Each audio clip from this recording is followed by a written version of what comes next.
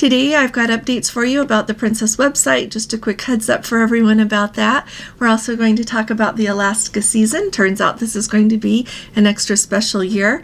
I've noticed a couple of trends in cruising we're going to talk about, as well as where in the world is Icon of the Seas. We're going to also have another topic for our Let's Talk section of the video. Also, really big news about our Eclipse cruise. So cabins are coming open. I'm going to tell you all about it. And we're going to end with a quick personal update for you. So let's go ahead and get started.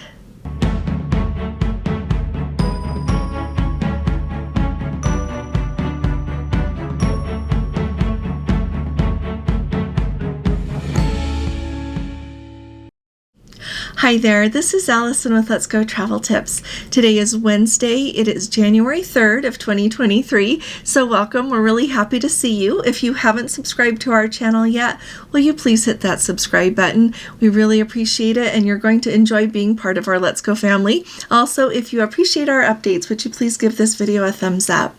So let's start at the top really quickly. First of all, the Princess website. The Princess website, I don't work for Princess, but I can tell by using it, they are having serious trouble. I am seeing this reported in several places, as well as reporting it myself, experiencing it myself to tell you about. I cannot get logged into the Princess website today. It doesn't matter which browser I use. It doesn't matter if I use an incognito browser. Doesn't matter if it's on my desktop. Doesn't matter if it's on my laptop. I can't log in as myself today. So let me know how it's going for all of you. I'm having people report that they can't buy their excursions. I was trying to do them for someone going in through the Princess's Polar Online, the booking system, and it kept timing out on that as well. And then it would pop up with we're having technical difficulties. So just hold on a minute, everybody, trying to do stuff, and hopefully they'll get it fixed soon. I wish that they would overhaul their website. For a long time now, they've had a lot of trouble with keeping people logged in, with being able to pay for your excursions. I'm hoping better things are coming there. Let me know what you think, and let me know in the comments what your experience is.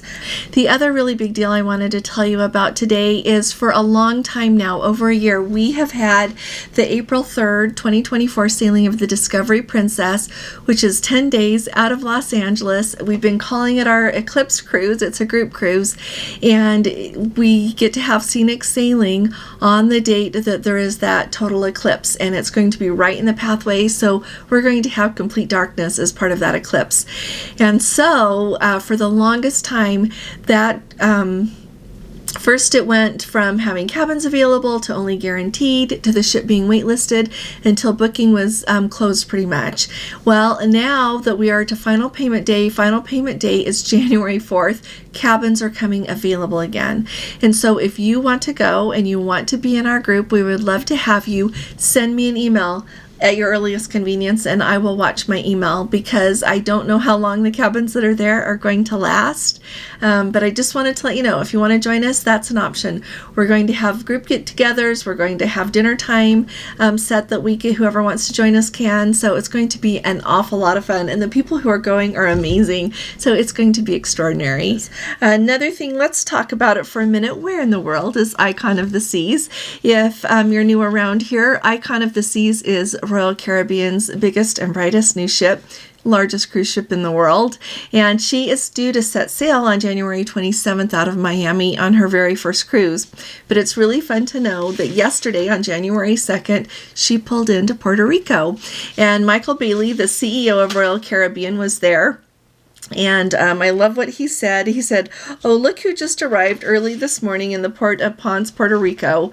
So the Icon is going to be there for the next few days, having a lot of regulatory inspections, loading and offloading of equipment, yard workers, so people that have been working on the ship as she crossed the Atlantic will be getting off to head back, and then more crew are going to be coming on board, and they say with a very special crew member as well. So it'll be fun to see who that is.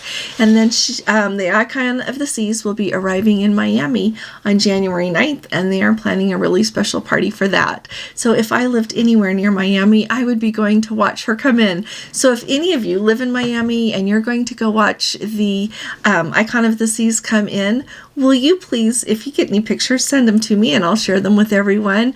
I think that would be extra special. I was telling Gordon, we need to get on that ship. So we're looking at our 2024 and trying to figure out when we would have a minute, because the largest cruise ship in the world, and she has all of these new things. Not only is she the largest cruise ship, but she has all of these new things on board that are new to even Royal Caribbean. So I feel like we need to take a look. The next thing that we need to talk about here is I want to let you know a couple of trends and hear what you think about it.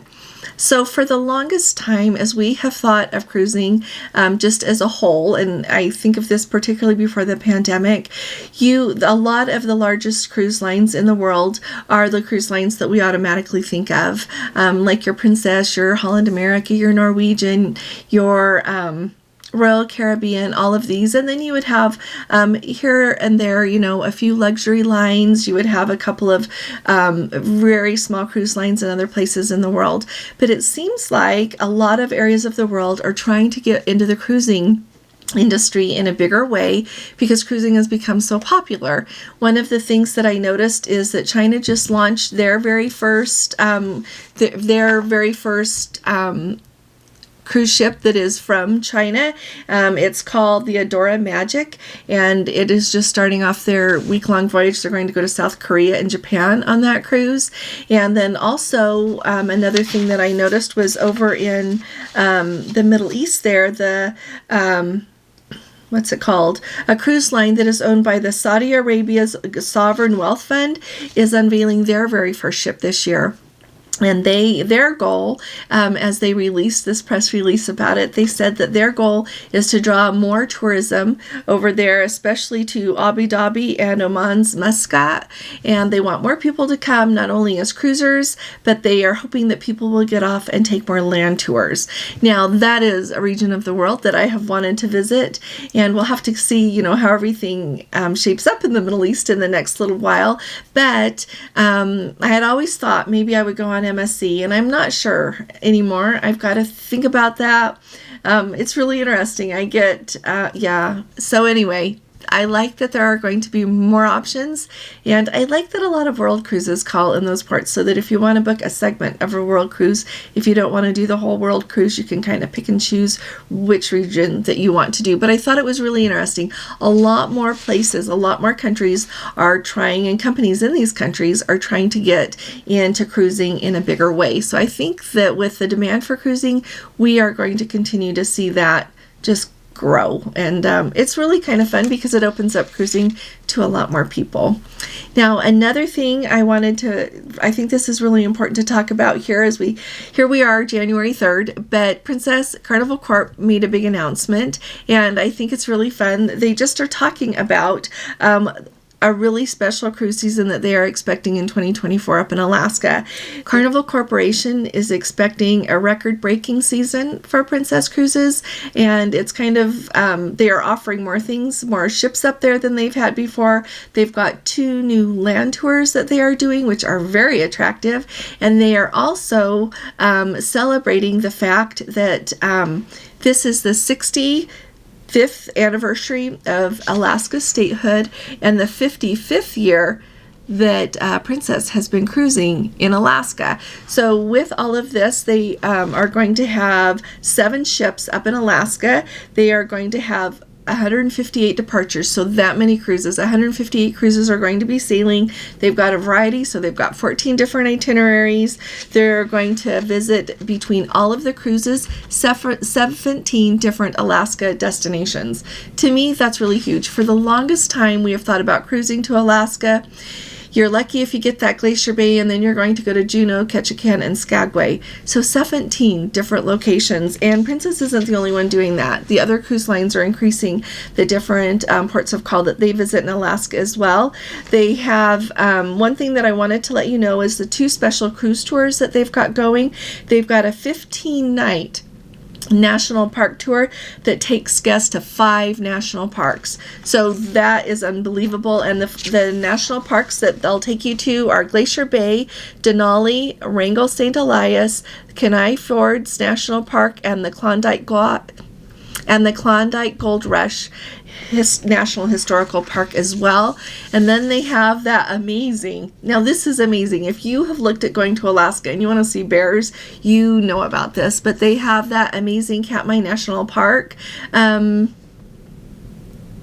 tour that they have added for this year. No announcements have been made if this is going to be offered in 2025. So if you are someone that wants to go see Katmai National Park and go see the bears, I would go in 2024, because if they offer it in 2025, that's going to be great. But if they don't, then you didn't miss your window of time. Alrighty, so it sounds like it's going to be fabulous. If you need help booking that, send me an email, and I am delighted to help you with it. So with that, you end up getting, you have your 7-day cruise, and so they attach it to, the northbound and southbound, because Katmai National Park, you access that from Anchorage there, and so you end up with 2 nights in Anchorage, and then you have the day to go spend there at Brooks Falls in Katmai National Park seeing those bears. So an extra special year shaping up. We've got our group cruise to Alaska on the Discovery Princess, sailing July 27th, 7 days, round trip out of Seattle. It includes Glacier Bay. It's going to be amazing. So we've got that. Gordon and I are trying to decide if we're going to add something else. We're trying to, it's just the calendaring issue. When do we have time, and does he have time that we can go? So let me know where you're going to Alaska in this year. If you've got a cruise booked, if you don't have a cruise booked and you want to come with us, send me an email. So, and our email is always underneath our video. It's letsgotraveltips@gmail.com. Next up, let's talk about a couple of things here today. So tipping has been a hot topic over on our Facebook group, and such a hot topic to the point that Gordon actually stopped comments because some people were forgetting to be respectful to each other. And so I thought it would be a really good idea to talk about tipping here today, because there's a few things that I think we should all realize when we think about tipping, when we approach it on our own, and when other people talk about how they do it. First of all, I think tipping is a very personal thing. It's also a very cultural thing. There are places in the world where people don't tip. They don't expect a tip. It's not a thing. And then there are other places that people do expect a tip, or tipping would be appropriate if you want to do that. In cruising, you've got gratuities automatically added to your shipboard account every day that you're on a cruise. They settle to your credit card at the end of the cruise, or you can prepay them before you go. Those gratuities are just an automatic part of cruising, and the way they are supposed to work is they are just shared among everyone. And so think of people that take care of you, from people in the laundry to making sure that that your towels and your sheets, everything is clean, clear up to the people that wait on you in the main dining room. Now, there are people I know that once they get on a cruise ship, they go down to customer service and they take the gratuities off. You can do that if you want to.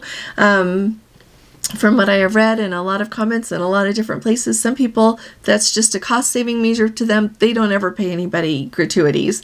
There are also people that do that, and then they figure they will cover gratuities and pay whoever they want, however much they want to.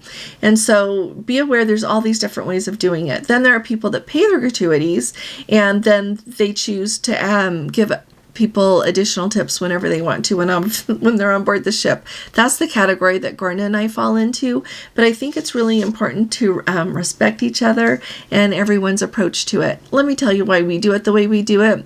I pay the gratuities because that's part of the expense of going on a cruise, and I think that's important. At the same time, when we're on a cruise, if we have people that take extra good care of us, I think it's really important to recognize that.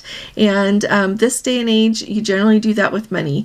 On a cruise, you can do that with money, and it's also important if someone goes out of their way to remember them in your end of the cruise survey. And then also on the cruises that we've been on, you can go ask for a paper, and sometimes they'll even bring it to your cabin, and you can fill out and say how a certain crew member took good care of you, and they get recognized that way as well. So anyway, money is a way to do that. And so that's just what we have always done. If someone takes good care of us, goes out of their way, we always give them an extra tip. But I thought it would be kind of fun to hear from all of you in the comments how you do it. And I don't want anybody complaining about how somebody else does it. Just share how you do it, because I feel like that will help inform everyone who has not been on a cruise yet, who is here with us. But it will also help those of us who have cruised a lot think about everything that everybody's doing and maybe learn a little bit or think of things in a different light. So share your experience, and I really look forward to reading your comments and hearing from you. And if any of you are booked on that Icon of the Seas, I would love to hear from you. Same with anybody on any other cruise. Let us know how it's going. We're really excited. Super fast, a quick update for our family here. Gordon and I have talked about we have a granddaughter due in January. Well, she decided to not come on the day she was due, and she arrived late yesterday. And so she's here, and she's not where we live. We're going to go see her as soon as Mom and Dad say to come. But anyway, wanted to let you know that she's here. Our daughter is doing well, the baby's doing well, and we are tickled pink to have them. So I'll let you know when we know more details, but for now she is here and we're delighted to have her. So thanks for sharing that joy with us. I will see you here again tomorrow. I'll be talking to you all again really soon. You all take really good care. God bless you. Love you. Bye-bye.